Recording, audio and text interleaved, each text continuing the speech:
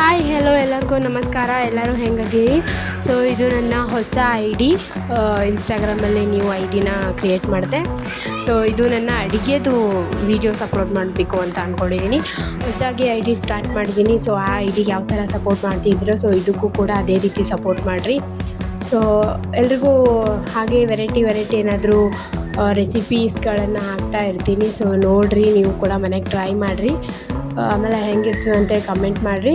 So ಇವತ್ತಿನ ಅಡುಗೆ vlog ಏನಪ್ಪ ಅಂದರೆ ಸಾಸ್ ಮಾಡೋಣ ಅಂತ. ಎಲ್ಲರೂ ಆಚೆ ಕಡೆಯಿಂದ ಏನಾದರೂ ತರ್ತಾರಲ್ವ. ಸೊ ಈಗ ಎಗ್ ಪಫ್ ಆಗಿರ್ಬೋದು, ಆಮೇಲೆ ಪಾಸ್ತಾ, ನೂಡಲ್ಸ್, ಆ ಥರ ವೆರೈಟಿ ಏನಾದರೂ ಮನೇಲಿ ಮಾಡಿದಾಗ ಸೊ ಸಾಸ್ ಎಲ್ಲದಕ್ಕೂ ಬೇಕೇ ಬೇಕು. ಸೊ ಹಂಗಾಗಿ ಇದು ಸಾಸ್ನ ಮಾಡಿದ್ದೀನಿ. ಇದನ್ನು ಸ್ಟೋರ್ ಮಾಡಿಟ್ರೂ ಕೂಡ ಏನೂ ಆಗೋದಿಲ್ಲ.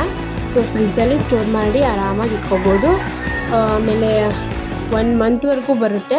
ಸೊ ನೀವು ಜಾಸ್ತಿ ಮಾಡ್ಕೊಂಡು 1 ಮಂತ್ವರೆಗೂ ಚೆನ್ನಾಗಿ ಹಾಗೆ ಫ್ರಿಜ್ಜಲ್ಲಿ ಇಟ್ಕೊಂಡು ಆಗಾಗ ಏನಾದರೂ ಮಾಡ್ಕೊಂಡು ತಿಂದರೂ ಕೂಡ ನಡೀತದ್ರಿ. ಸೊ ಅಷ್ಟು ಚೆನ್ನಾಗಿರ್ತದೆ ರೀ ಸಾಸು. ನೀವು ಕೂಡ ಮನೆಗೆ ಟ್ರೈ ಮಾಡಿರಿ.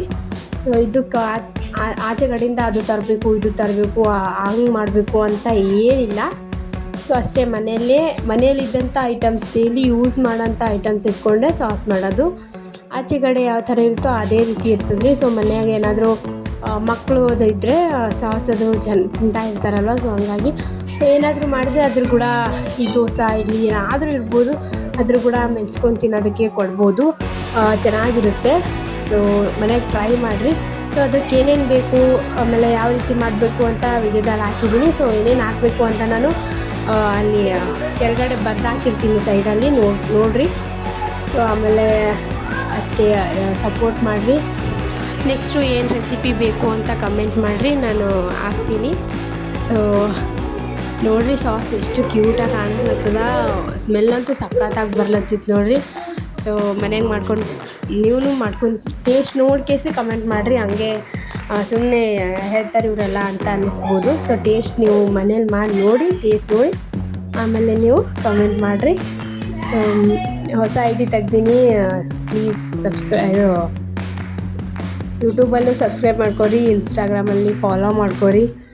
ಯೂಟ್ಯೂಬ್ದಲ್ಲೂ ಫುಲ್ ಬ್ಲಾಗ್ ಹಾಕಿರ್ತೀನಿ ನೋಡಿರಿ. ಈಗ ನಾನೇನು ಅಡುಗೆ ಬ್ಲಾಗ್ ಚಿಕ್ಕದಾಗಿ ಹಾಕಿರ್ತೀನೋ ಸೊ ಅದೇನು ಫುಲ್ಲು ಡೈಲಿ ಬ್ಲಾಗ್ ಥರ ಏನಾದರೂ ಮಾಡಿದ್ರೆ ಯೂಟ್ಯೂಬಲ್ಲಿ ಹಾಕಿರ್ತೀವಿ. ಸೊ ನೀವು ಹೋಗಿ ಚೆಕ್ ಮಾಡ್ಕೊಬೋದು. ಸಾಸ್ ನೋಡಿರಿ ಎಷ್ಟು ಕ್ಯೂಟಾಗಿ ಕಾಣತ್ತದ. ಸೊ ನಾನು ಇದಕ್ಕೆ ಇವಾಗ ಗೋಬಿ ಆ್ಯಡ್ ಮಾಡ್ಕೊಳತ್ತೀನಿ ನೋಡಿರಿ. ಗೋಬಿ ಮಂಚೂರಿ ನಾನು ಆಲ್ರೆಡಿ ಮಾಡಾಕತ್ತಿದ್ದು. ಸೊ ಇವಾಗ ನಾನು ಗೋಬಿ ಮಂಚೂರಿ ಮಾಡೋದಕ್ಕೆಲ್ಲ ರೆಡಿ ಮಾಡ್ಕೊಂಡಿದ್ದೀನಿ. ಅದಕ್ಕೆ ನಾನು ಸಾಸ್ನ ಮಿಕ್ಸ್ ಮಾಡಿಕೊಂಡು ಇವಾಗ ಗೋಬಿನ ಮಿಕ್ಸ್ ಮಾಡ್ಕೊತೀನಿ ನೋಡಿರಿ. ಯಾವ ಥರ ಕಾಣಕತ್ತದ, ಎಷ್ಟು ಸಖತ್ತಾಗಿ ಬಂದದ. ಸೊ ಗೋಬಿ ಮಂಚೂರಿದು ರೆಸಿಪಿ ಬೇಕು ಅಂದರೆ ನಾನು ಯೂಟ್ಯೂಬಲ್ಲಿ ಹಾಕಿದ್ದೀನಿ ನೋಡಿರಿ. ಆಲ್ರೆಡಿ ಅದೊಂದು ಸಾರಿ ಮಾಡಿ ಹಾಕಿದ್ದೀನಿ. ಸೊ ಯಾರೆಲ್ಲ ಇನ್ನೂ ನೋಡಿಲ್ಲ ಹೋಗಿ ನೋಡಿರಿ.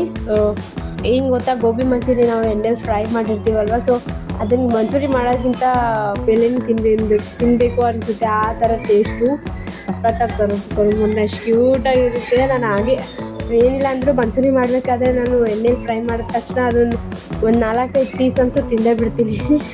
ಅದಾದಮೇಲೆ ಮಂಚೂರಿ ಮಾಡ್ತೀನಿ. ಸೊ ಆ ರೀತಿ ಚೆನ್ನಾಗಾಗುತ್ತೆ. ಸೊ ಇಲ್ಲಿ ನೋಡಿರಿ ಗೋಬಿ ಮಂಚೂರಿ ಯಾವ ಥರ ಕಾಣಕ್ಕಂತದ. ಸೊ ಸಾಸ್ ಎಷ್ಟು ನೀಟಾಗಿ ಬಂದಂತ ಇಲ್ಲೇ ಕಾಣುತ್ತದೆ ನೋಡಿರಿ. ಸೊ ನೀವು ಕೂಡ ಮನೆಗೆ ಟ್ರೈ ಮಾಡಿರಿ, ಹೆಂಗದ ಅಂತ ಕಮೆಂಟ್ ಮಾಡಿರಿ. ಇಷ್ಟ ಆದರೆ ಲೈಕ್, ಶೇರ್, ಕಮೆಂಟ್ ಮಾಡಿರಿ. Thank you for watching. Love you all.